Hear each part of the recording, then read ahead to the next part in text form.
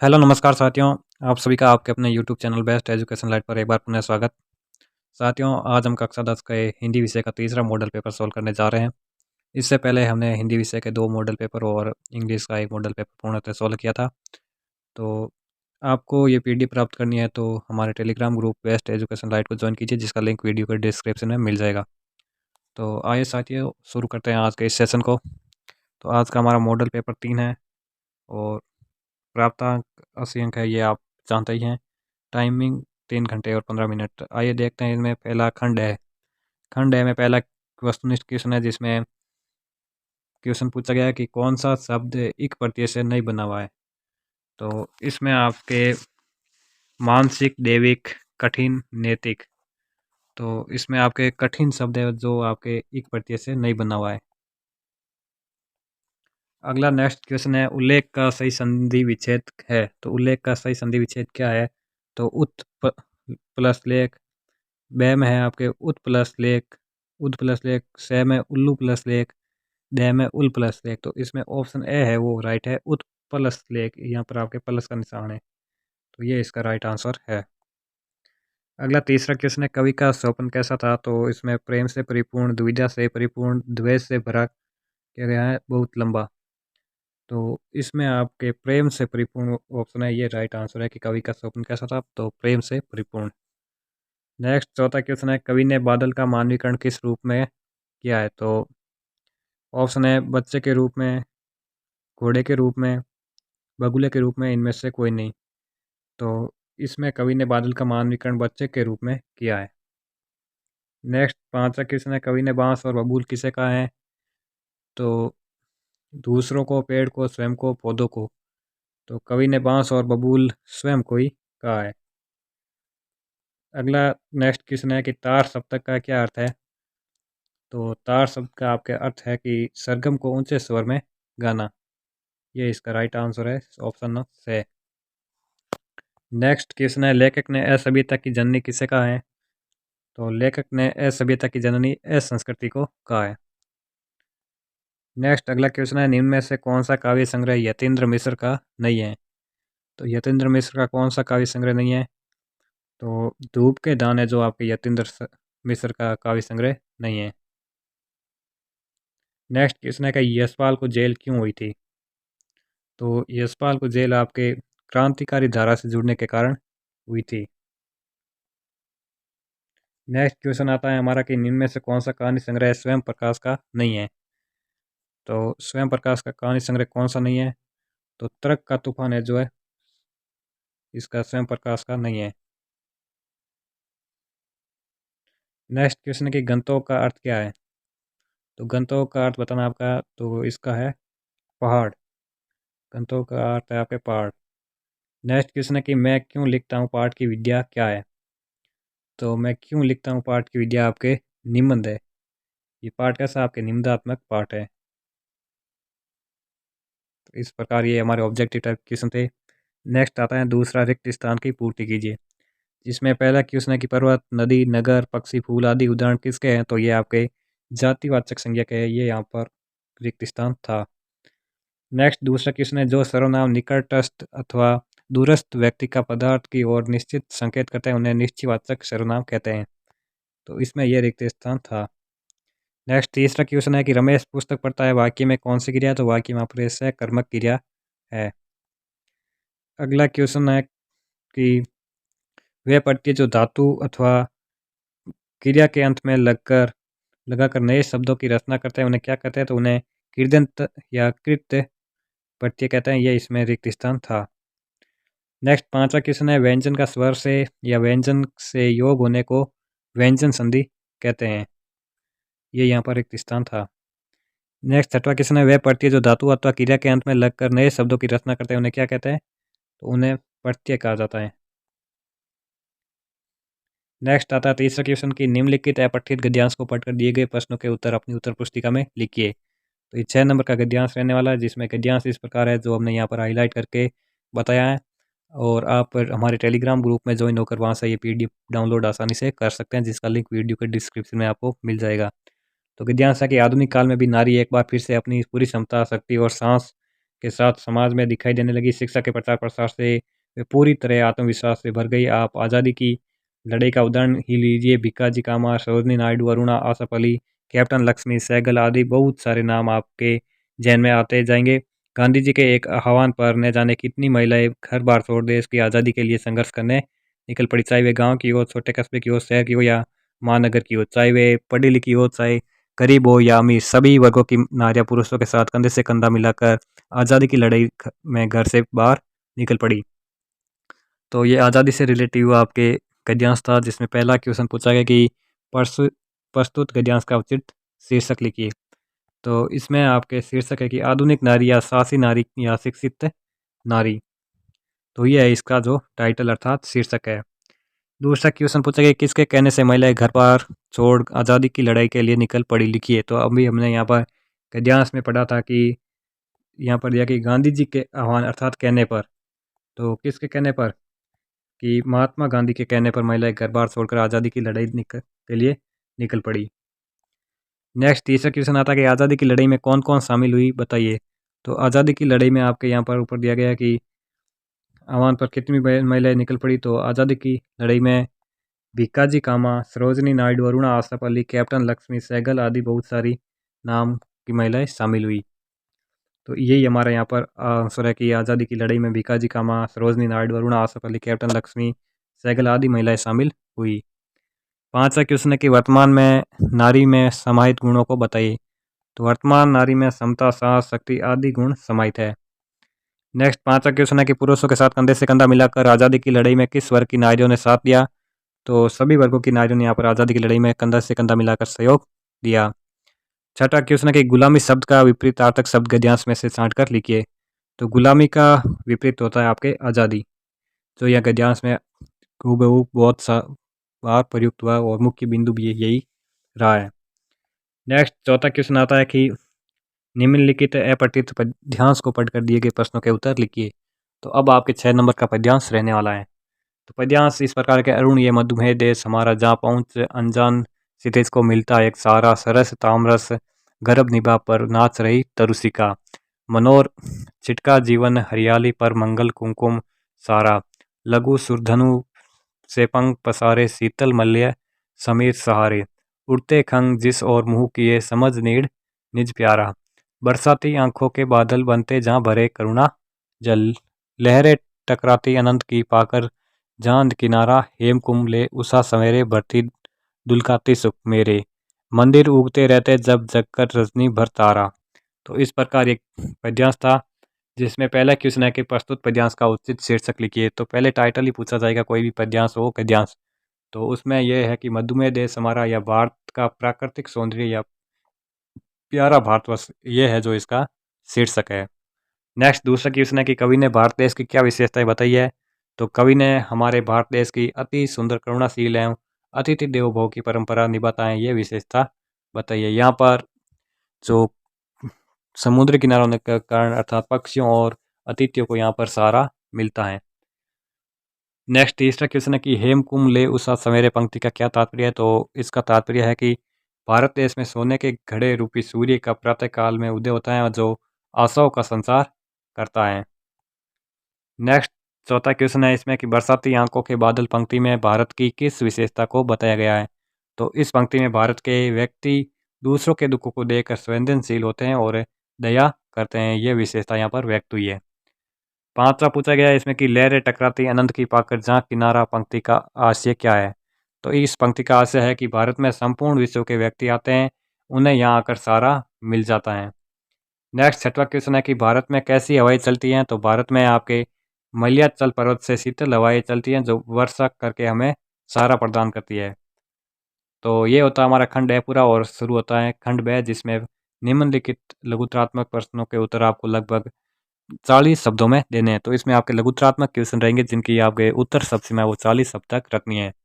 तो पांचवा क्वेश्चन इसमें पूछा गया कि बाल गोविंद भगत किस प्रकार के व्यक्तियों को अधिक स्नेह का पात्र मानते हैं थे और क्यों। तो बाल गोविंद भगत किस प्रकार के व्यक्तियों को अधिक स्नेह का पात्र मानते थे और क्यों।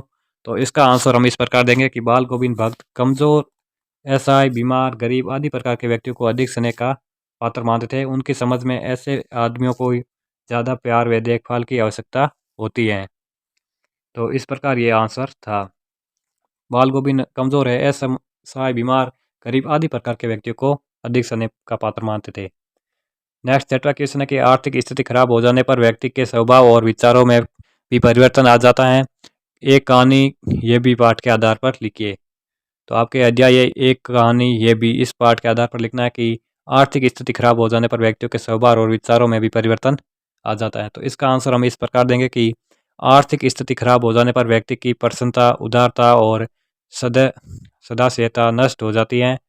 वह संकुचित, कंजूस और शक्की हो जाता है। ऐसा व्यक्ति सद्भावनाओं से रहित होकर क्रोधी, ए- एवंवादी, प्रतिष्ठा की झूठी शान रखना आदि विरोधी भावनाओं से ग्रस्त हो जाता है।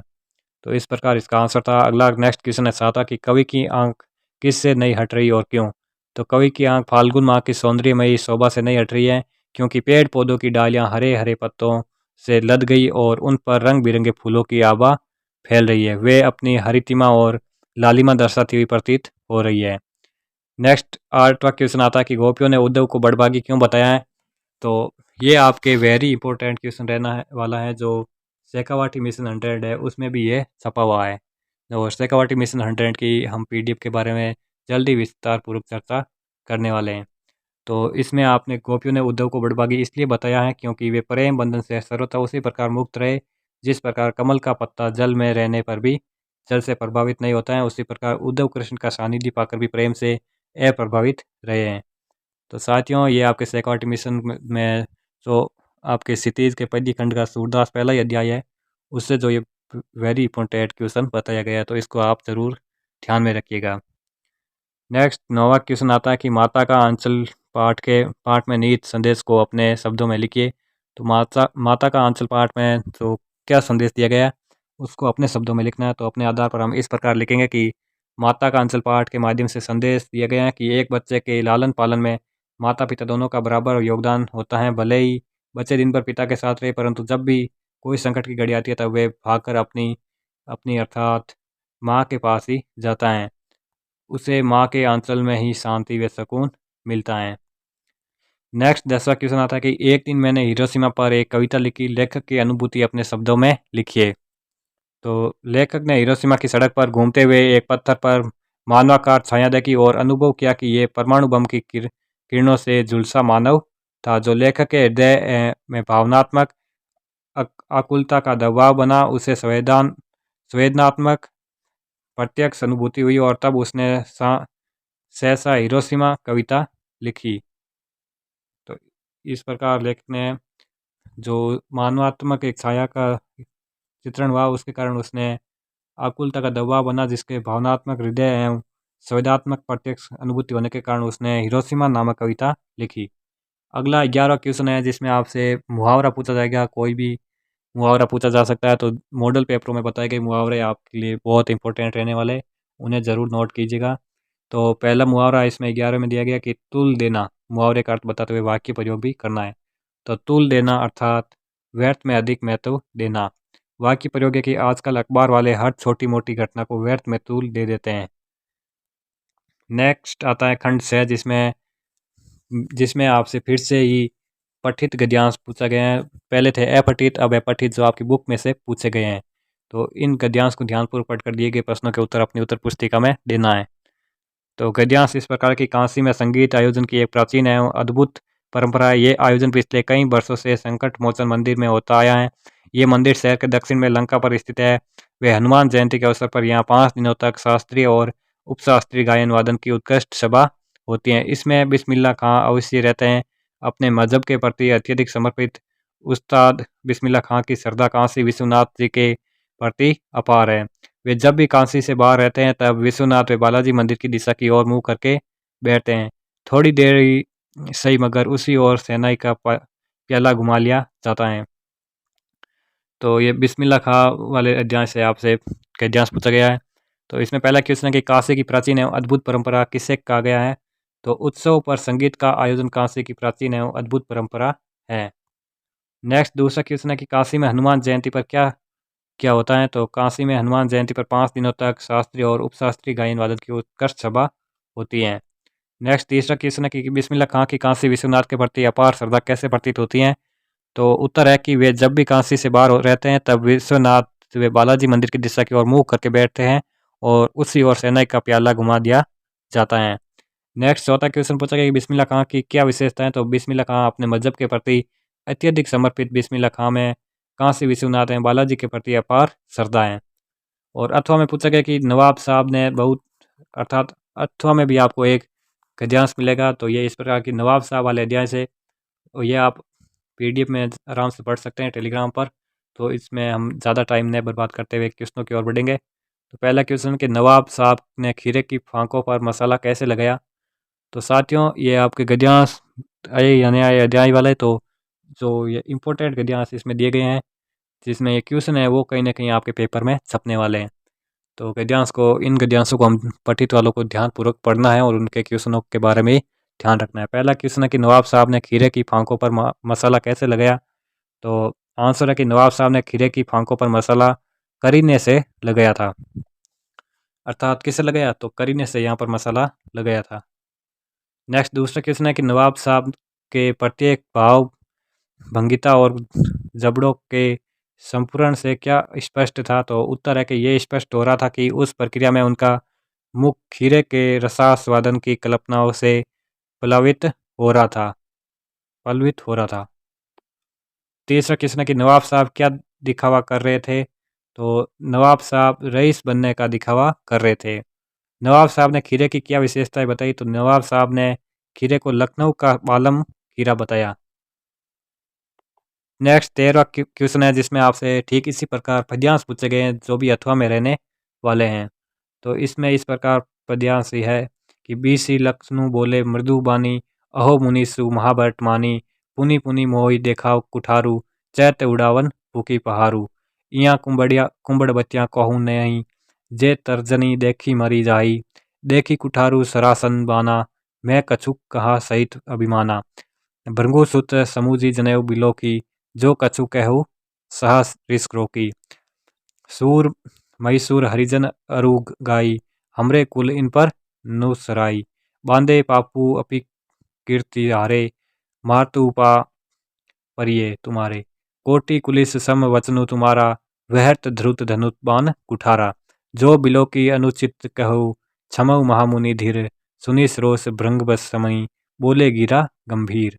तो इस प्रकार ये आपके पद्यांश था जिसमें पहला क्वेश्चन है कि पद्यांश में वर्णित वार्तालाप क्या है और वे किन के बीच चल रहा है।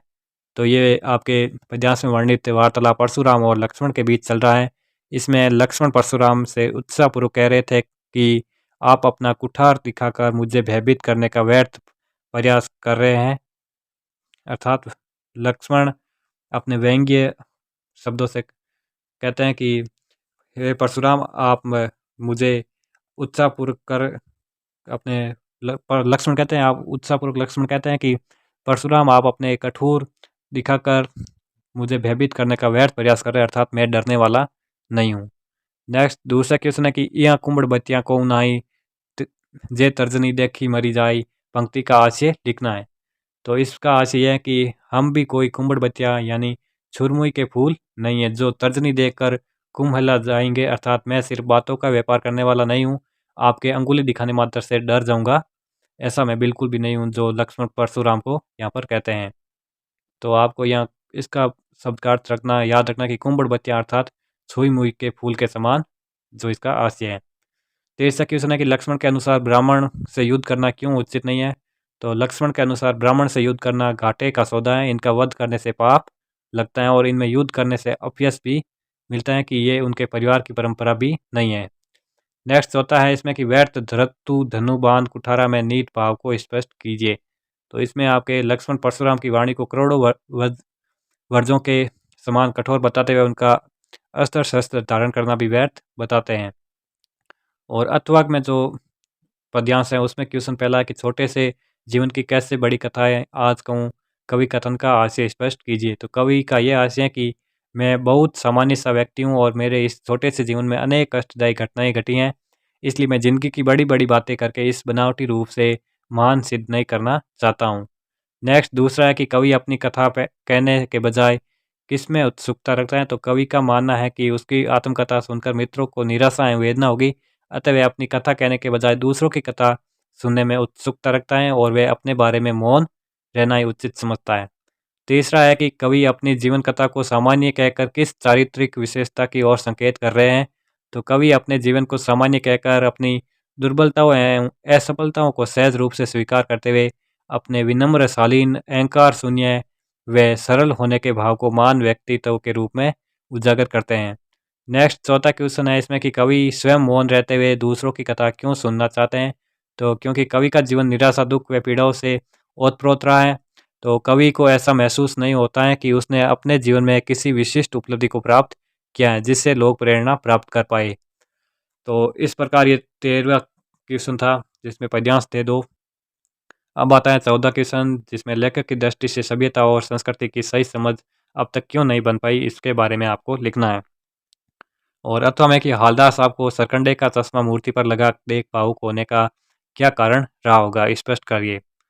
तो आंसर है इस प्रकार कि लेखक की दृष्टि से सभ्यता और संस्कृति की सही समझ अब तक इसलिए नहीं बन पाई क्योंकि हम इन दोनों बातों को एक ही समझते हैं या एक दूसरे में मिला देते हैं।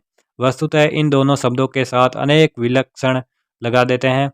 लगा देने के कारण इनका अर्थ गड़बड़ा जाता है। दोनों में अंतर को समझने का प्रयास भी नहीं हुआ और संस्कृति को देशों और धर्मों में बांटकर परिभाषित करने की प्रवृत्ति रही है। और अथवा का आंसर इस प्रकार है कि हालदार साहब काम के सिलसिले में हर 15 दिनों के कस्बे से गुजरते थे। कस्बे के चौराहे पर बनी लगी नेताजी की मूर्ति को देखकर नागरिकों के स्वतंत्रता सेनानियों के प्रति सम्मान को देख अभिभूत होते थे। ऐसे में नेताजी की मूर्ति पर बार बार बदलते चश्मों की कहानी को जानकर कैप्टन के प्रति आदर एवं सहानुभूति का भाव रखते थे। ऐसे में कैप्टन की मृत्यु के पश्चात मूर्ति पर से चश्मे का गायब हो जाना उन्हें लगा मानो संसार में देशभक्ति का अब कोई भी अर्थ नहीं रहा। अचानक चश्माहीन मूर्ति पर गांव के बच्चों द्वारा बनाया हुआ सरकंडे का चश्मा लगा देख हालदार साहब द्रवित एवं भावुक हो उठे कि नई पीढ़ी भी उन मूल्यों तथा देश प्रेम को समझती है। नेक्स्ट 15 क्वेश्चन है कि फसल कविता में निहित मूल भाव को व्यक्त कीजिए और अथवा में कि उत्साह कविता केंद्रीय भाव लिखिए। तो यहाँ पर फसल और उत्साह कविता के आपको सारांश लिखना है। तो फसल कविता के माध्यम से कवि ने किसानों के परिश्रम एवं प्रकृति की महानता का गुणगान किया है। उसके अनुसार फसल पैदा करना किसी एक अकेले व्यक्ति के बस की बात नहीं है, ये सबके सहयोग का ही प्रतिफल होता है। इसमें प्रकृति और मनुष्य दोनों का तालमेल होता है। बीज को अंकुरित होने के लिए धूप, वायु, जल, मिट्टी एवं मनुष्य के कठोर परिश्रम की आवश्यकता होती है, तब जाकर फसल पैदा होती है। इसे पैदा करने में सबके सम्मिलित योगदान से ही फसल तैयार होती है। कवि ने कविता में यही भाव प्रस्तुत किया है। और अथवा का आंसर है कि निराला क्रांतिकारी विद्रोही कवि माने जाते हैं। उनका उद्देश्य समाज में बदलाव लाना, बदलाव के गर्जने बरसने का प्रतीक क्रांति, बदलाव व विद्रोह करना है। इसलिए उत्साह मुख्य रूप से एक आह्वान गीत है। एक तरफ कवि की भावना है कि बादल पीड़ित व प्यासे जनमानस की आकांक्षाओं को पूरी करने वाला है, तथा दूसरी तरफ वही बादल नई कल्पना व नए अंकुर को जन्म देने के साथ साथ लोगों के अंतरस में क्रांतिकारी भावना पैदा करने वाला है। तो साथियों, पूरा होता है हमारा खंड से और नेक्स्ट स्टार्ट करने वाले खंड है। तो इसमें आपसे 16 क्वेश्चन है, जिसमें आपके वो लेखक और कवि परिचय हैं। तो पहला आपका है कि निराला के बहुआयामी कर्तृत्व एवं व्यक्तित्व के विषय में लिखिए।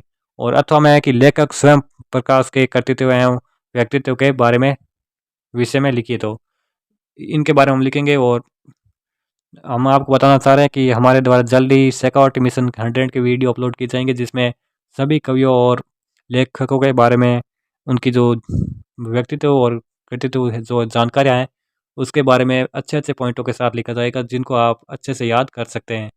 तो यहाँ हम जो आपकी संजीव डैसर की उत्तर कुंजी के अनुसार लिखेंगे कि निराला जी का जन्म बंगाल के मेदिनीपुर में सन 1899 में हुआ था। 1901 में इनका जन्म हुआ। उनकी औपचारिक शिक्षा महिषादल में 9वीं तक हुई। उन्होंने स्वाध्याय से संस्कृत, बंगाल और अंग्रेजी का ज्ञान अर्जित किया। वे संगीत और दर्शन शास्त्र के भी गहरे अध्येता थे। रामकृष्ण परमहंस एवं विवेकानंद की विचारधारा ने उन पर विशेष प्रभाव डाला। उनका पारिवारिक जीवन दुखों संघर्षों से भरा था और उनका जो देहांत है जो 1961 में हो गया। अनामिका, परिमल आदि इनके काव्य संग्रह। इन्होंने उपन्यास, कहानी, आलोचना तथा निबंध भी लिखे। वे विस्तृत सरोकारों के कवि हैं। दार्शनिकता, विद्रोह, क्रांति, प्रेम की तरलता और प्रकृति का विराट तथा उदास उदात्त चित्र उनकी रचनाओं में उपस्थित हैं। और अथवा में जो लेखक स्वयं प्रकाश है, उनका जन्म आपके 20 जनवरी 1947 को इंदौर में जन्मे। ये मुख्यतः हिंदी के कहानीकार के रूप में प्रसिद्ध है। कहानी के अतिरिक्त इन्होंने उपन्यास एवं विधाओं पर भी अपनी लेखनी चलाई। तो साथियों, आपको कमेंट में बताना है कि हिंदी में जो आपके उपन्यास सम्राट किसे कहा जाता है, उसको आपको कमेंट में ज़रूर ज़रूर बताना है। और मैकेनिकल इंजीनियरिंग की पढ़ाई करने के बाद भी स्वयं प्रकाश जी ने अपनी रचनाओं के मध्यम वर्गीय जीवन के वर्ग शोषण के विरुद्ध चेतना को प्रकट किया। सूरज कब निकलेगा, आएंगे अच्छे दिन भी, आदमी जात का आदमी एवं साधन आदि इनके कहानी संग्रह हैं। कई राष्ट्रीय पुरस्कारों से इन्हें सम्मानित किया गया, जिसमें पैल, बनमाली, राजस्थान साहित्य अकादमी पुरस्कार मुख्य हैं। इनकी मृत्यु आपके 7 दिसंबर 2019 को हुई थी, अर्थात ये कोरोना से पहले ही चले गए। अगला 17वां क्वेश्चन है कि लॉग स्टॉक में घूमते हुए चक्र को देखकर लेखिका को पूरे भारत की आत्मा एक सी क्यों दिखाई दी। और अथवा में कि हिरोशिमा की एक घटना विज्ञान का भयानक दुरुपयोग है। आपकी दृष्टि में विज्ञान का दुरुपयोग कहाँ कहाँ और किस तरह से हो रहा है। तो पहले आपके लॉग स्टॉक में घूमते हुए चक्र को देखकर लेखिका ने उसके बारे में पूछा, तो पता चला कि ये धर्म चक्र है, इसे घुमाने पर सारे पाप धुल जाते हैं। इस बात का को जानकर लेखिका को ध्यान इस बात को जानकर लेखिका को ध्यान आया कि धार्मिक आस्थाओं और अंधविश्वासों के बारे में सारे भारत में एक जैसी मान्यताएं हैं। लोग पाप पुण्य की व्याख्या अपने अपने ढंग से करते हैं। इतनी वैज्ञानिक प्रगति होने पर भी भारत के लोग पापों से छुटकारा पाने के लिए किसी न किसी अंधविश्वास का सहारा लेते हैं। यहाँ लोगों की आस्थाएं, विश्वास, पाप पुण्य की धारणाएं और कल्पनाएं एक जैसी हैं। यही विश्वास पूरे भारत को एक सूत्र में बांध देता है। अर्थात लेखिका को इससे भारत में एक जैसा इसलिए लिखा कि लोग अभी भी इतनी वैज्ञानिक तकनीक होने के बावजूद भी अंधविश्वासों में विश्वास करते हैं, पाखंडवाद में विश्वास करते हैं। तो अथवा का आंसर है कि ये पूर्णतः सत्य है कि हिरोशिमा में अणुबम का प्रयोग विज्ञान का भयंकर दुरुपयोग है। इस घटना ने विज्ञान के विनाशकारी रूप के सारे संसार को परिचित करा दिया। आजकल विज्ञान का दुरुपयोग घातक अस्त्र शस्त्र बनाकर और उसके द्वारा आतंकवादी हमले किए जा रहे हैं। चिकित्सकों द्वारा भ्रूण परीक्षण कर अनचाहे भ्रूणों को समाप्त एवं मानव शरीरांग निकाल कर तस्करों को प्रोत्साहित किया जा रहा है। किसान जहरीले रसायन और कीटनाशक छींटकर पैदावार बढ़ा रहे हैं। इस प्रकार वैज्ञा वैज्ञानिक तकनीकों का दुरुपयोग हो रहा है। नेक्स्ट 18वां क्वेश्चन है, जिसमें आपके निबंध है। तो निबंध आपके अलग अलग विषयों में पॉइंटों के साथ दिए गए। आप किसी पर भी एक निबंध लिख सकते हैं। निबंध कोई रटाई विद्या नहीं होती है, यह आपकी एक कला होती है। तो राष्ट्रीय विकास में नारी की भागीदारी, इस पर निबंध है। दूसरा है बढ़ती महंगाई एक विकराल समस्या। तीसरा है फैशन की व्यापकता और उसका दुष्प्रभाव। और चौथा है जीवन की वे चिरस्मरणीय घटना। तो 4 पॉइंटों आपको 4 निबंध मिलेंगे, जिनमें से एक निबंध लिखना है। और निबंध कोई रटन विद्या नहीं है, ये आपकी कला है, जो मैं पहले भी कई बार कह चुका हूँ। और इसको आप रटकर भी लिख नहीं सकते हैं, और इसमें पूरे नंबर आप अपने आधार पर ही लिखकर प्राप्त कर सकते हैं। तो अपना दृष्टिकोण से लिखिए। तो हमने यहाँ पर राष्ट्रीय विकास में नारी की भागीदारी जो पहला निबंध था, और उसमें पॉइंट थे कि नारी की भूमिका, भारतीय नारी का स्वरूप, वर्तमान युग में नारी, स्वतंत्र भारत में नारी की भूमिका और उपचार 500 पॉइंटों के साथ दर्शाया है। तो पहला पॉइंट है नारी की भूमिका। तो भारतीय संस्कृति की पावन परंपरा में नारी की सदैव से ही महत्वपूर्ण भूमिका रही है। नारी प्रेम, दया, त्याग एवं श्रद्धा की प्रतिमूर्ति है। किसी भी राष्ट्र की अवनति अथवा उन्नति वहाँ के नारी समाज पर ही अवलंबित है। और जिस देश की नारी जागृत और शिक्षित होती है, वही देश संसार में सबसे अधिक उन्नत माना जाता है। दूसरा पॉइंट आता है, हमारे द्वारा हाइलाइटर के साथ बताया गया है कि भारतीय नारी का स्वरूप। तो भारतीय समाज में नारी का स्वरूप सम्माननीय रहा है। उसकी प्रतिष्ठा अर्धांगिनी के रूप में मान्य है। प्राचीन भारत में सर्वत्र नारी का देवी के रूप में पूजन होता था। और वैदिक काल में नर नारी के समाज, अधिकार एवं समान आदर्श थे। परंतु उत्तर वैदिक काल में नारी की सामाजिक स्थिति में गिरावट आई। तत्पश्चात मध्यकाल में मुस्लिम आक्रमणकारियों के आगमन से भारतीय समाज में कठोर प्रतिक्रिया हुई, जिसके विषैले घूंट नारी को ही पीने पड़े। पर्दा प्रथा, जौहर प्रथा और सती प्रथा का उदय हुआ।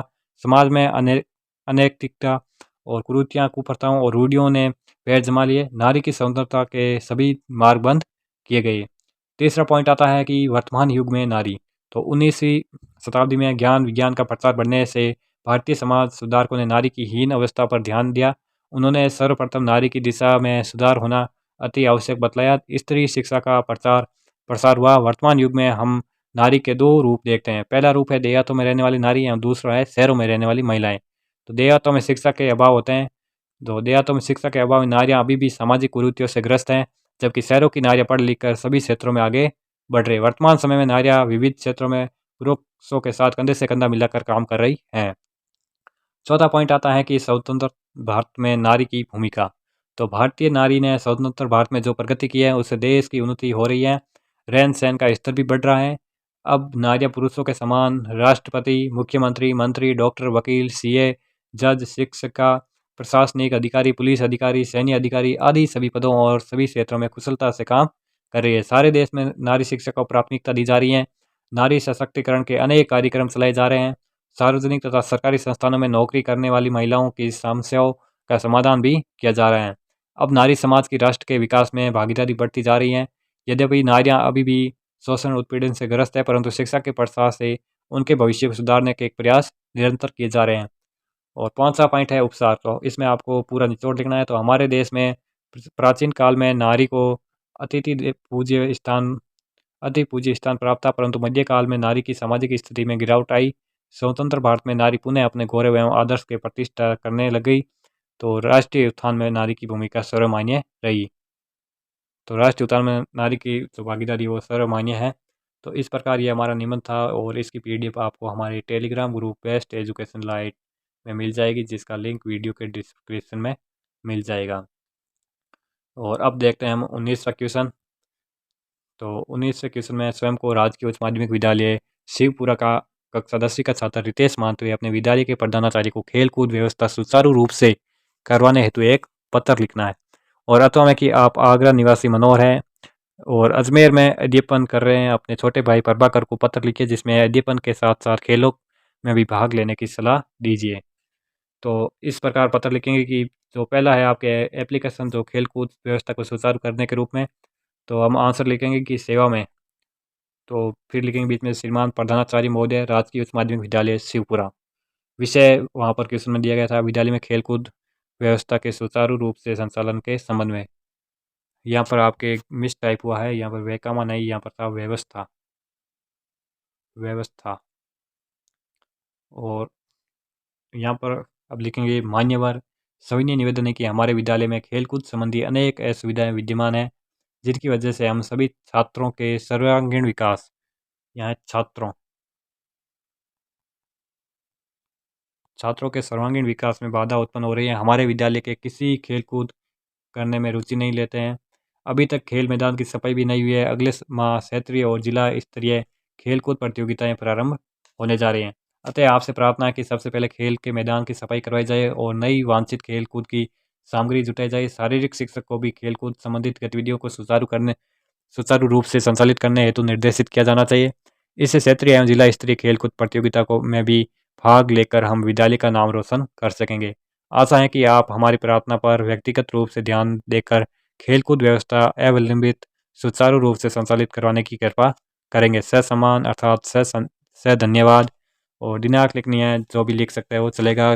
तो 3 अगस्त 2000 प्रार्थी रितेश।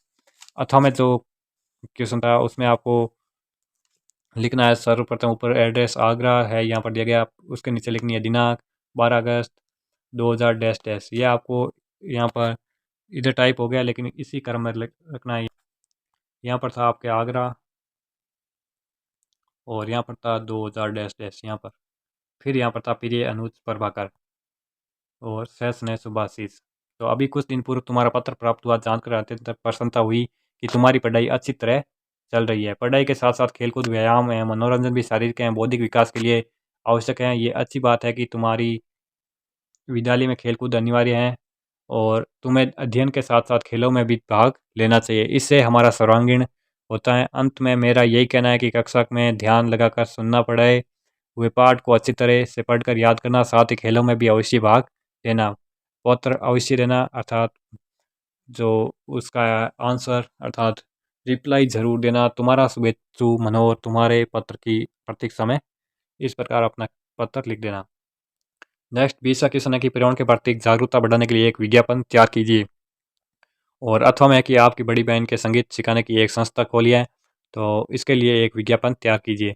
तो पहला पर्यावरण हेतु जो है उसमें इस प्रकार लिखेंगे कि स्वस्थ जीवन, स्वच्छ जल, स्वच्छ वायु, स्वस्थ जीवन। इस प्रकार पॉइंट बनाने के साथ एक कॉलम की तरह इसको तैयार करना है। तो ऊपर हेडिंग डालते हैं पर्यावरण सुरक्षा हमारी शान, देश संगीत सिखाने की एक संस्था खोली है। तो इसके लिए एक विज्ञापन तैयार कीजिए। तो पहला पर्यावरण हेतु जो है उसमें इस प्रकार लिखेंगे कि स्वस्थ जीवन, स्वच्छ जल, स्वच्छ वायु, स्वस्थ जीवन। इस प्रकार पॉइंट बनाने के साथ एक कॉलम की तरह इसको तैयार करना है। तो ऊपर हेडिंग डालते हैं पर्यावरण सुरक्षा हमारी शान, देता है सभी को जीवन दान, पर्यावरण है तो जहान है, पर्यावरण को प्रदूषण से बचाने में हमें सभी नागरिकों का सहयोग वांछित है। कृपया ध्यान रहे अपने पड़ोस में गंदगी न फैलाए और कूड़ा कचरादान में डाले, जल एवं वायु को स्वच्छ रखे, हरितिमा का रोपण व संरक्षण करें। पर्यावरण को प्रदूषण से बचाने के लिए सदैव जागरूकता जरूरी है। इस प्रकार अच्छे अच्छे पॉइंटों के साथ हमें यहाँ पर लिखना है पर्यावरण जागरूकता को बढ़ाने के लिए। अथवा में जो था उसका आंसर इस प्रकार के सीखिए रजिस्ट्रेशन करवाए 3 दिन निःशुल्क प्रशिक्षण। भारत खंडे संगीत संस्थान से संबंध महिला संगीत प्रशिक्षण केंद्र का शुभारंभ। वीणा वादन, मृदंग वादन, शहनाई वादन, गिटार वादन, तबला वादन, इन सभी विधाओं में प्रशिक्षण की सुविधा सुप्रसिद्ध संगीतज्ञों द्वारा की जाएगी। और प्रवेश प्रारंभ है आपके और कम फीस, उत्तम ज्ञान यहाँ पर मिलेगा।